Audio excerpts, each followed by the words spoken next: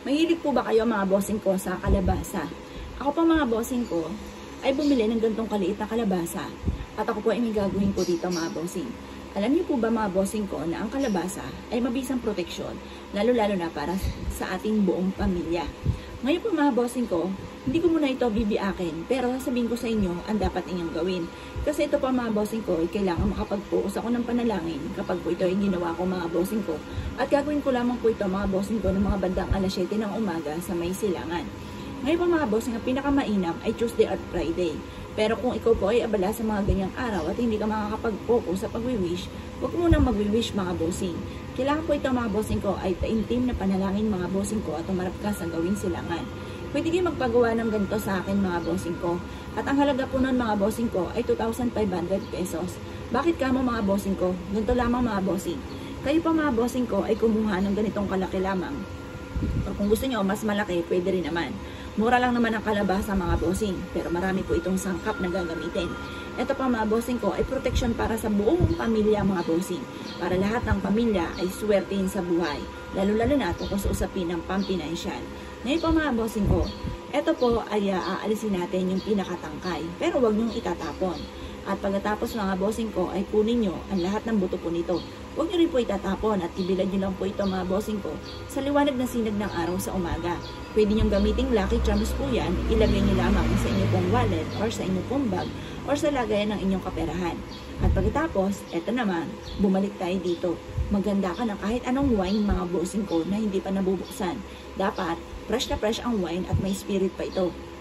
At pagkatapos, maglaan ka ng 3 kutsara sa dito, mga bossing ko, ilalagay nyo sa loob ng ating pong kalabasa, yung wine.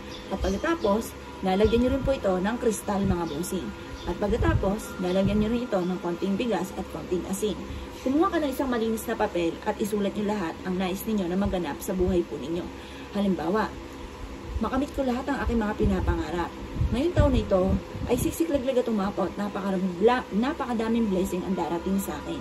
Makakamit ko at ang aking buong pamilya ang lahat ng aming mga ninanais. Magkakaroon ako araw-araw na malaking benta or mananalo na ako ng jackpot. Basta bahala na kayo mag-wish ko anong gusto po ninyo.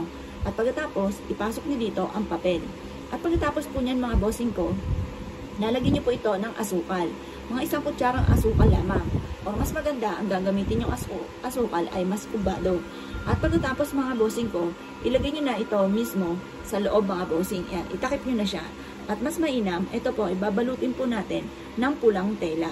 Mas mainam ito mga bossing ko, ay ilagay ninyo sa may gate po ninyo, sa may gilid, o kaya, kung mayroon kayong halamanan dyan sa harapan, itatago nyo po ito.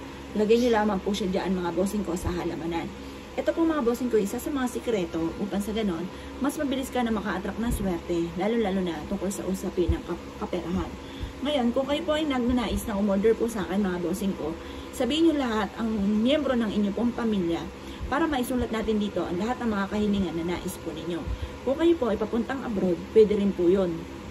Na kayo po ay kaagad ay makaalis or yung inyong karelasyon or yung anak po ninyo na nag-a-apply na papuntang abroad ay makaalis na. Basta depende kung ano po ang nais ninyo na i-wish po dito.